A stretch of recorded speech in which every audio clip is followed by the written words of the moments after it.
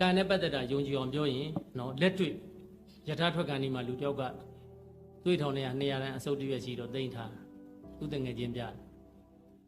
အဲ့ခေတ်ကထမင်းတို့တစ်ထုပ်200ဆိုတော့ပတ်စံအစုပ်နဲ့ထမင်းတို့ကြီးဝယ်ရင်ထမင်းက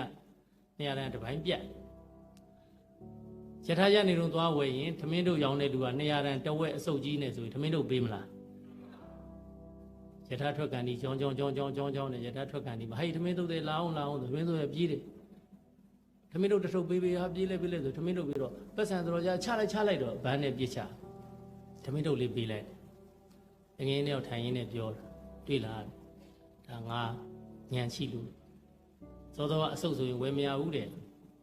ဒါနဲ့ယထာလေးမောင်းသွားတနာကြီးလောက်ကြတော့ထမင်းစားတော့ဖြီးပြီးတော့ကဲထမင်းစားကြစို့ငါနေရာတန်းအစုံနဲ့ဝယ်ထားတဲ့ထမင်းလေးလူလေကြတာထမင်းတို့လည်းဖြီးလိုက်ရောထမင်းတို့ကဘာဖြစ်နေအတိုးတွေဖြစ်နေတယ်အဲ့တော့နေရာတန်းအစုံနဲ့ဝယ်ရင်ဘာပဲရမှာထမင်းတို့လူတော့ထည့်ပါဦးနေရာတန်းအစုံနဲ့ဝယ်ရင်အဲ့ဒါပဲကိုယ်စေတနာဘယ်လောက်ထားလဲတာကြည့်ကြ